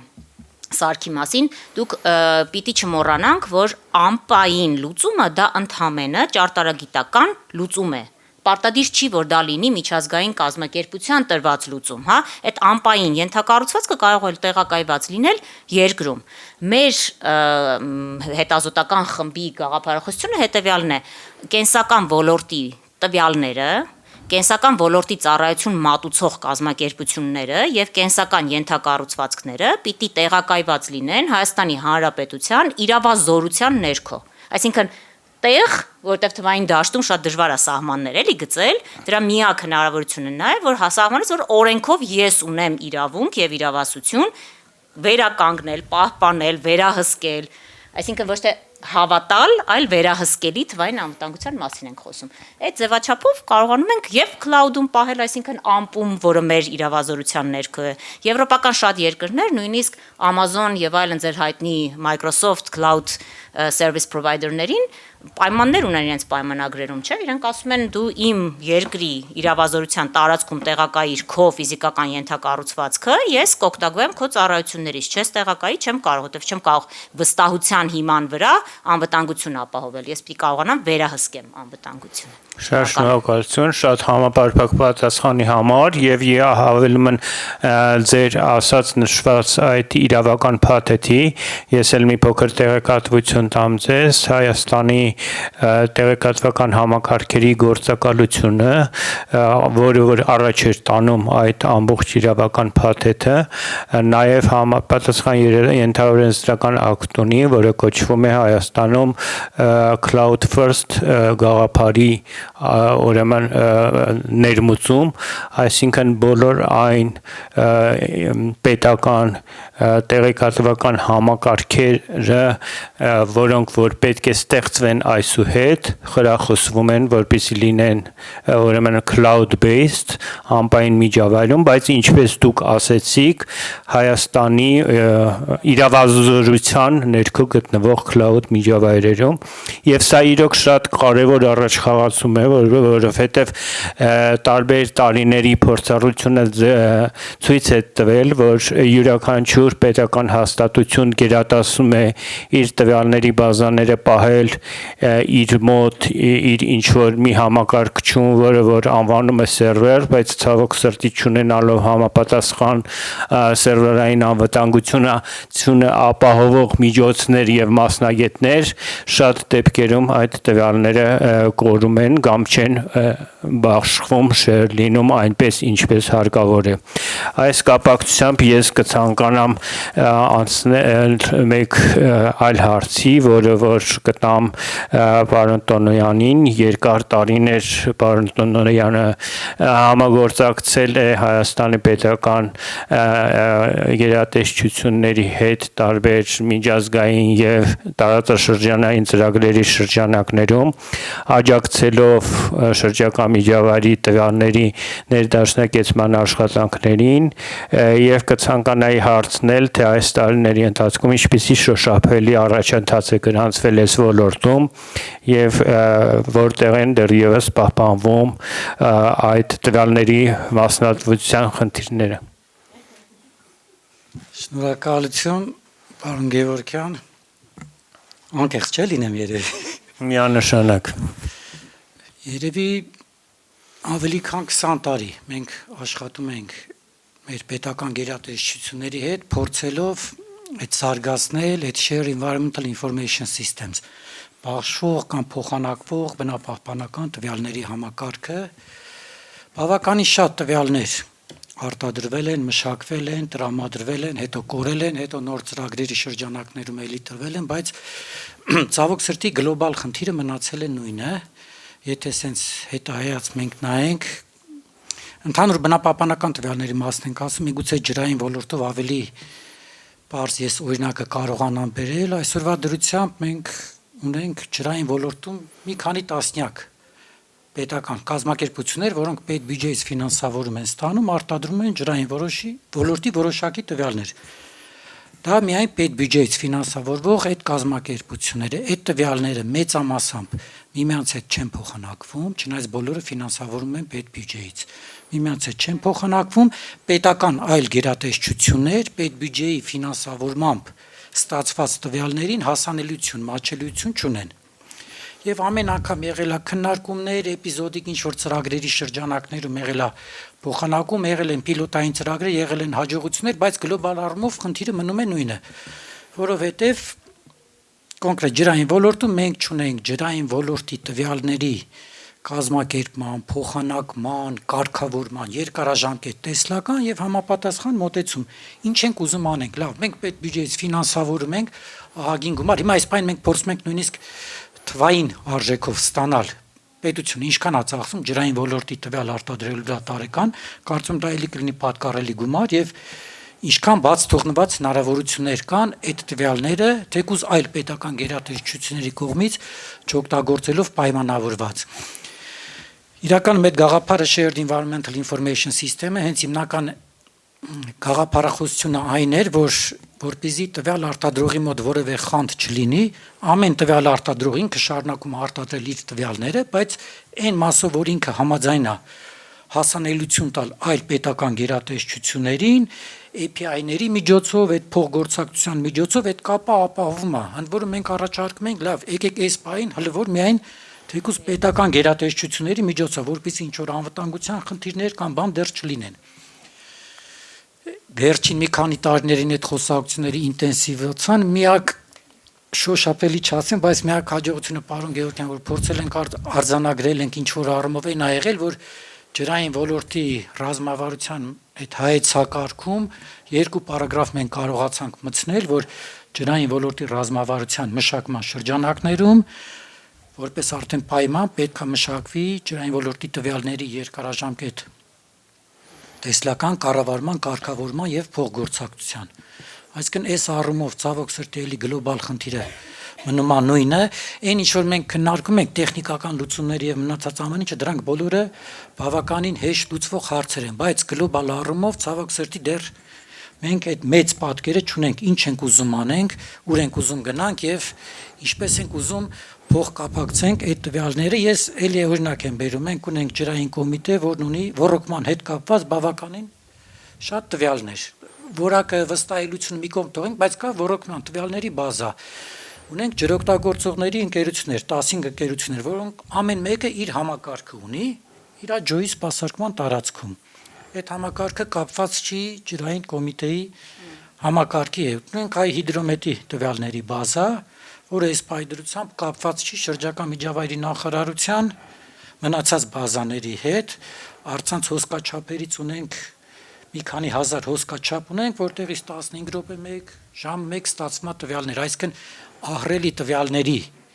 բազմություն ունենք, որը մենք չենք օգտագործում, որի մեծ մասը մենք չենք օգտագործում, եւ եթե չենք օգտագործում, այդ դեպքում մենք ինչու ենք պարտադրում օրինակ բոլոր ջրօգտագործողներին դնել առցանց հոսքաչափեր, նույնիսկ այն գյուղական բնակավայրերում մարդկանց ստիպում ենք ծախս անել դնել հոսքաչափեր, որ 15 րոպե մեկ այդ տվյալը փոխանցվի ինչ-որ սերվերի վրա, բայց այդ տվյալները մեծամասամբ չեն օգտագործում։ Այս ամենից ես էպիզոդիկ օրինակները բերում եմ զուտ ընդհանրացնելու են, որ մենք չունենք տեսլական, չենք հասկանում այս պահի դրությամբ, չենք ձևակերպել ուր ենք ուզում գնանք եւ ինչ ենք ուզում հասնել այս ջրային եւ ընդհանրապես իրավիճակը կարծում եմ բնապահպանական ոլորտում ընդհանուր առմամբ բնապահպանական տվյալների նույնն է ջրայինը մենք անդադ շեշտում ենք որտեվ դեռ որոշակի առաջընթաց կա ջրային ոլորտում համենայնդեպս միջազգային կազմակերպությունների կողմից 25 տարի իրականացվում են ծրագրեր բավականին շատ ներդրումներ եղել են Շնորհակալություն անկեղծ պատասխանի համար ես էլ կարող եմ փաստել որ իրականում առաջ խաղացում կա բնապահպանական տվյալների շրջակա միջավայրի տվյալների ուրեմն ոլորտներից հիմնականում ջրային ոլորտում եւ կցանկանայի ձեզ երկրորդ հարցը տալ այս ամեն ինչից հետո այսօրվա դրությամբ ինչ հնարավորություններ եք տեսնում ապագայում կամ ինչ նորարարական լուծումներ եք տեսնում որովհետեւ տեխնոլոգիաները շատ լավ են զարգանում քան մարդու մտածողությունը եւ ինչ առաջարկություններով կարելի է ուրեմն առաջ տանել այս գործը, որպեսզի այդ տվյալների ինտեգրումը, տվյալների հասանելիության եւ համատեղելիության հարցերը քիչ թե շատ լուծեն, ոչ միայն ջրային, ընդհանրապես։ Հա, ձեզ եթե կարելի է։ Տեսեք, նորարարական այդ մոտեցումները շատ կան, մենք արդեն կիրառում ենք արդեն Հայաստանում, նույն մեր ծրագրի շրջանակները մենք հիդրոմետ պոակ հետ աշխատում ենք, օրինակ ֆրանսիական արբանյակներից հիմա վերցնում ենք տվյալներ, 20 օրը մեկ մենք տրամադրում ենք հիդրոմետին տվյալներ խոշոր լճերի ջրամբարների մակարդակի վերաբերյալ, որովհետև մենք մեր խոշոր ջրամբարներից միայն 4-ում, չէ՞, կարծեմ, ունենք 6-ում, խոշոր ջրամբարներից 6-ում ունենք ջրի մակարդակի մոնիտորինգ,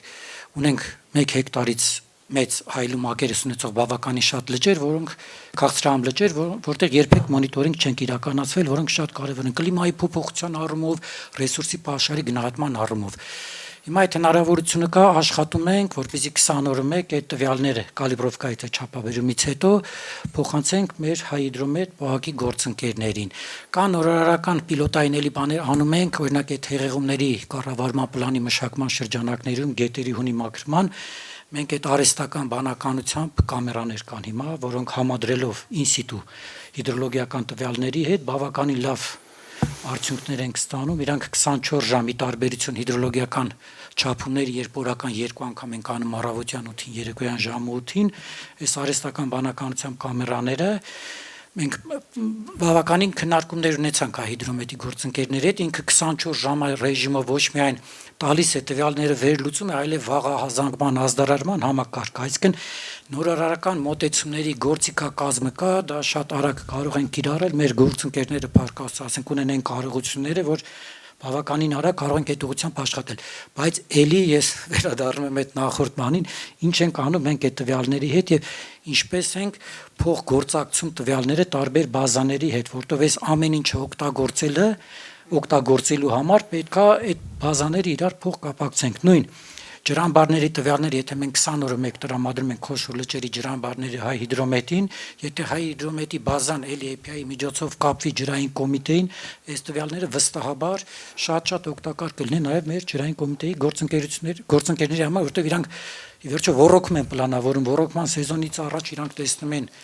երաշտարիա ինչա լինելու եւ ինչպես պլանավորել։ Այսինքն նորարարական տեխնոլոգիաները կան, կիրառում ենք, բայց գլոբալ խնդիրը անդադ կրկնում եմ, բայց չեմ հոգնի բոլոր առիթների ես պետք է ասեմ, որ մեզ պետք է ջրային ոլորտի տվյալների կառավարման, կարգավորման այդ երկարաժամկետ տեսլականը մշակել իր բոլոր ենթաբաղադրիչներով։ Շնորհակալություն, քանի որ նշեցիք կոնկրետ օրինակներ եւ հասկանալի է, որ մեծ ծավալով տվյալներ կարող են գալ, ասենք թե հիդրոմետրի սերվեր եւ ուրեմն այնտեղ պահպանվել, ես կցանկանամ հարցս տամ ոչ միայն հիդրոմետրի ներկայացուցիչին, այլև ձեզ բոլորին, բայց առաջին հերթին Տիկին Զատիկյանին, լավ եկան լցվեցին սերվեր, ես հասկանում եմ, որ կապեր չկա այլ գերատեսչությունների տվյալների բազաների հետ, բայց թեկուս միայն հիդրոմետրում ունենալով այդ տվյալների սոսկալ մեծ ծավալները, որոնք ահագին արագ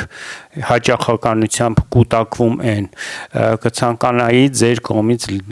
լսել կա արդյոք այդ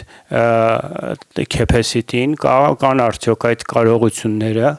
այդ տվյալները մշակելու այնպես, որպեսզի դա դառնա հիմք ճիշտ որոշումների կայացման համար։ Որոշակի կարողություններ կան պոակում, բայց իհարկե դա բավարար չէ եւ տեխնոլոգիաներին զուգահեռ պետքա նաեւ պոակի մասնագետների վերապատրաստում իրականացնել, որ ավելի հմուտ լինեն մասնագետները տվյալների վերլուծության եւ այդ կարողությունների զարգացման հարցում։ Լավ, իսկ Տիկին Բաղդասարյան ունեք ինչ-որ բան ավելացնելու կամ Տիկին մնացակային, որովհետև ես Վահագի խոսքից եկանք են ոնց որ գաղափարախոսությանը, որ կա ավելի շատ մենտալիտետի խնդիր, ավելի չէ, իրավական կարգավոր, այսինքն հենց իրավական կարգավորում, իրավական այդ օրենքը ընդունվեց, որ բոլորը պետք է շեր անեն տվյալներ, մյուս օրվանից կսկսեն շեր անել, խնդրեմ, եթե ունեք։ Վիճակագրական կոմիտեում տվյալները մի քիչ այլ կարգի են, քան հիդրոմետրի տվյալները, որովհետև նրանք հիմնականում տվյալներ ստանում են ավտոմատ սարքերի միջոցով, լաբորատոր, չէ՞, այդպես չի։ Նաև, իսկ վիճակագրական կոմիտեում կոնկրետ ես խոսեմ բնապահպանական տվյալներից 90%-ը մենք ստանում ենք վարչական ռեգիստրներից այդ տվյալները եւ պետք է խոսենք մեկ լեզվով, մեկ մեթոդաբանությամբ եւ մեր դեպքում լավ կլինի, որ գործի մեկ աղբյուր բազմակի օգտագործում սկզբունքը եւ երբ որ շատ ժամանակ ինձ հարցնում են ինչ պետք է անել, որ տվյալները լավանան, ես ոչ թե մեր վիճակագրական կոմիտեի համար եմ ինչ-որ բարեփոխումներ առաջարկում, այլ միշտ ասում եմ, զարգացրեք վարչական ռեգիստրները, որովհետև պետք է վարչական ռեգիստրներում կարողանան թվերի հետ խոսել, կարողանան ճիշտ մեթոդաբանություն օգտագործել եւ պետք է անպայման օգտագործողների հետ կապը լինի, պարտադիր եւ լավ կլինի նաև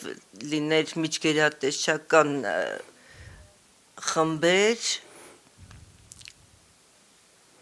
հենց տվյալների մասով,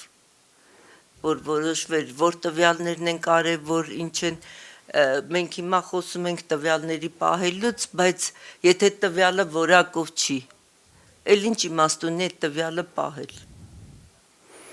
Հիմա նորարարական լուծումները տալիս են տվյալների որակ։ Չէ, խոսքը լաբորատոր տվյալների մասին չի, դիտակետերով ստացված տվյալները չի, խոսքը այլ տվյալների մասինն է, երբ որ կազմակերպությունը, ասենք ջրերի մասով, կազմակերպությունը ջրերի հաշվետվություն է ներկայացնում շրջակա միջավայրի նախարարությանը։ Պետք է տվյալը ամբողջական լինի նախ եւ որակով։ Այս տարի ինչի մեր 24 թվի համար ինչի մենք ջրի հաշիվներ չունեցանք։ Նախ իրենք ցանկ ունեն, չէ՞, ասենք X թվով կազմակերպությունից պետք է հավաքեին։ Ով տվել էր, բոլորից չեն հավաքել։ Եղավ որ տվյալները ամբողջական չեն։ եւ որակը ինչի ամեն տարի մենք տնտեսական գործունեության տեսակներով այդ բոլոր տվյալները այդ բացվածքով ստանում ենք, այս տարի չգիտեմ ինչի չստացվեց եւ ինչ որ մեկի կմաճիկով նման օգտակար ինֆորմացիան կորցնելը ինձ համար դա հանցագործություն է, որովհետեւ այդքան կարեւոր չի ջրի տվյալները այս պարագայում, ինչքան որ այս ջրի հաշիվները Չէ՞ որ ջրի հաշիվները ցույց են տալիս տնտեսության վրա ինչ ազդեցություն է ունենում, ասենք ջրօգտագործումը, ջրհեռացումը, դրա տնտեսական վիճակն է ցույց տալիս տնտեսության վրա ազդեցությունը եւ այսպես անլուրջ մենք տվյալներ ենք կորցնում, շատ կարեւոր է որ տվյալները լինեն որակով եւ ամբողջական Շնորհակալություն, ունեք ավելացնել Տիկին Մնացական երևի Չէ, ուղղակի ուզում էի նշել, որ դուք ասում եք կարևոր է օրենսդրությունը, բայց պարոն Տոնոյանի ասացի մեջ տեսլականներ ավելի շատ ու այստեղ գործնական առաջարկ ունեմ, ներգրավեք նաև հետազոտական ինստիտուտներին, ոչ միայն գերատեսչություններին, օրինակ մենք մեր քոլեջում կա եւ ճարտարագետներ ունենք, եւ տվյալագետներ ունենք, եւ համակարգչային գիտություն, եւ բնապահպանության, բնության շրջակա environmental sciences թարգմանի հայերեն։ Հա, մենք կարող ենք հետազոտական բաղադրիչը, այդ եռանկյունը, որը ամբողջ աշխարհում ամենաարդյունավետ աշխատողն է, երբ որ կան պետական գերատեսչությունները, կան հետազոտական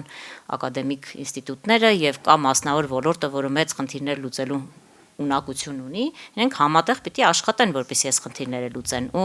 ցանկացած ոլորտ դել արդեն մասնագիտական գրաֆների տեսությունից կարող եմ նշել, որ ցանկացած ոլորտ կարելի է նկարագրել մոտավորապես 300 բառով եւ եթե կարողանում ենք այդ ոլորտի եզրույթների օնտոլոգիան կառուցել, իսկ մենք դրա ունակությունը հաստատ համալսարանը գիտական լիքը ինստիտուտներ ունեն։ Եթե այդ տեսլականը կառուցվի ճիշտ եզրութաբանության եւ եզրույթների միջև կապերի օնտոլոգիայի միջոցով, այդտեղ արդեն բոլոր գերատեսչությունները եւ մնացած շահառուները իրար հետ կկարողանան ճիշտ համադրել։ Այսինքն մենք իրականում ռեսուրսը ճիշտ չենք օգտագործում եւ արդյունավետ չենք օգտագործում երկրում առկա։ Տեսլականի մասին էր, ոչ թե օրենսդրության։ Շնորհակալություն առաջարկի համար, շատ կարևոր առաջարկ էր, նման մի փորձ կատարվել էր էկոպորտալի ջրերի ուրեմն բաժինը զարգացնելու, մշակելու ժամանակ փորձել ենք նաև ներգրավել ակադեմիական ինստիտուտներին, համագործակցությունը 1-2 հանդիպումով ավարտվել էր ցավոք սրտի, որովհետև դեռևս երևի գիտական շրջանակները այդքան ուրեմն մտահղված չեն տվյալներ share անելու decision making-ի համար, ցավոք սրտի, բայց այդ մտածողությունը կա, որ գիտական շրջանակներում տվյալը ավելի շատ գիտական հոդված հրապարակելու համար է, ցավոք սրտի կան մեր մոտ դեռ տենց ակադեմիական ինստիտուտներում տենց մենտալիտետ։ Լավ, փոխենք, հա, իհարկե։ Խնդրեմ հարց ունեիք դուք Տիկին հարցին։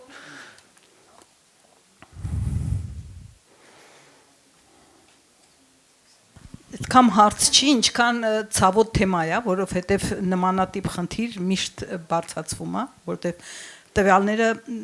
հենք են քաղաքականության համար։ Հիմա երբ որ մենք ասում ենք էկոպորտալ, ես լսում էի նոր Աննային, ուրեմն իսկ էկոպորտալին տվյալ տալու պատասխանատվություն պահանջ օրենսդրական, ենթաօրենսդրական ակտով կարգավորվում է թե ոչ։ Շատ լավ գիտենք, որ այդ բոլոր գերատեսչական հիմնարկները միայն եթե օրենսդրական առումով ինչ որ պարտավորություն ադրված իրենց վրա տալիս են, նույն խնդիրը օրինակ մենք ունենք, որ ջերմոցային գազերի համար կարան տան, կարան չտան, բայց դա երկրի պարտավորություն էր եւ դա օրենսդրորեն կարգավորվեց, այդ ժամանակ արդեն մենք մասնավորն էլ պետքա տա, նախարարությունն էլ պիտի պատասխանատվություն կրի եւ տվյալներն էլ տպվում են եւ տվյալներն էլ հաղորդվում են համապատասխան կոնվենցիաներին։ Հիմա ջուրը շատ ավելի ազգային խնդիր է եւ ջրի այսպես ասած տվյալների վրա ծախսվող գումարը, պետական գումարը որը չի կիսվում, չի ուսումնասիրվում, գիտական համայնքի համար հասանելի չի, թեկուզ հոդված գրեն, հոդվածն էլ է շատ կարևոր, որ նորմալ հոդված գրվի, նորմալ վերլուծություն լինի, որը կտա քաղաքականության ինչ-որ սիգնալներ։ Եվ այստեղ այդ երաշերտությունը, որ դուք ասեցիք, կա տվյալ, որը անհատականացված է, որ անհատականացվածությունից կարելի է հանել եւ օգտագործել, բայց այստեղ հիմնական խնդիրը, երևի թե մենք վահագետել ենք այդ շատ խոսել, մանավանդ եթե դա իսկապես սրվի, որպես այդ ստրատեգիան մշակելու եւ քաղաքականության համար, որպես պարտադիր պահանջ, որ պետք է այդ տվյալը տան եւ այդ տվյալը պետք է ուր տրվի, որտեղ տրվի եւ այդտեղ գալիս է նաեւ էլի օրենսդրորեն մենք կարողացանք ջերմոցային գազերի համար կա որակի հսկողության եւ որակի հավաստագրման կարգ։ Այսինքն դա էլ է նախարարության հենց պատասխանատվությունը, այդ որակի հսկողությունը ապահովել։ Եվ շատ տարօրինակ է, որ Տիկին Բաղդասարյան դա պահանջա, որ պետքա լիներ, չէ, տվյալը պետք է հավաքեին ու չեն տալիս, ու դա պետքա այսպես ասած լինի նաև պատասխանատվության դաշտում արդեն բարձրացվի, էլի, որովհետև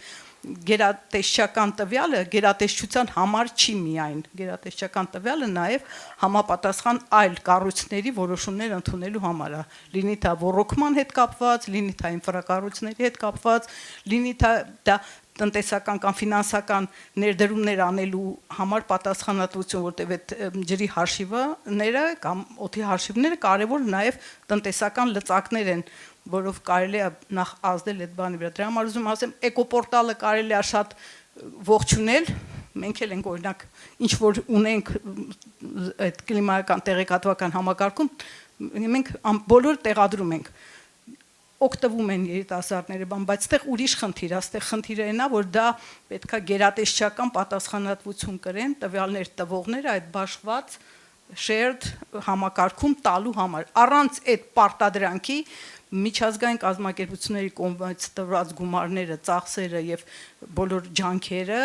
փոշյանան, ինչպես Վահագը ցավով ես գիտեմ ասում է, 20 տարիների ընթացքում շատ անգամ է այդ SEIS համակարգ, UNEC-ն է այստեղ ծրագրեր արել եւ այլ եւ այլ եւ այլ,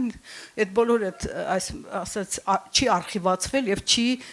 ոնց որ շերտ չի զարգացել։ Այստեղ ես եթե կարող եմ խորհուրդ տալ, դա նա որ պետքա ամեն ինչ անել օրենսդրական պարտադրանք մտցնելու համար։ Շատ ճիշտ դիտարկում եք անում, Տիկին Հարությունյան, բազմիցս քննարկվել է այդ հարցը, որ ունենանք իրավական կարգավորում, որով որ սահմանված կլինեն եւ այդ տվյալների փոխանակումը եւ ընդհանրապես պատասխանատու կառույցները տվյալներ տրամադրելու, դեռևս չի ստացվել հանձնել թղթին, բայց տարբեր ծրագրերի միջոցով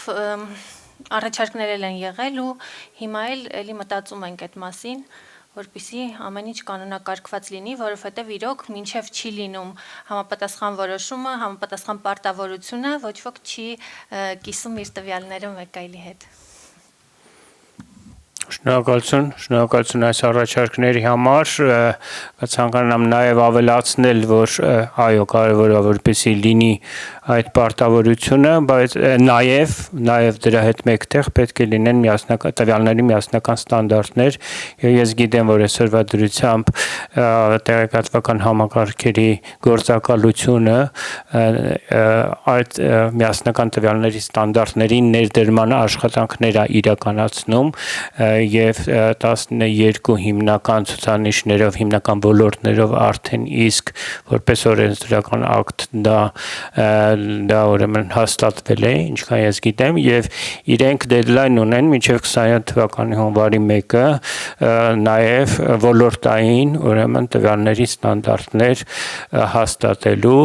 ինչքանով դա իրենց կհաջողվի չգիտեմ, որտեղ շատ կարճ դեդլայն են դրել, բայց ուզում եմ ձեզ այս տեղեկատվությունը տայի, որ այդ աշխատանքները իրականացման փուլում են։ Այո։ Եվ շնորհակալություն այսքանով երևի ավարտենք, շնորհակալություն բոլոր մասնակիցներին եւ բանախոսներին։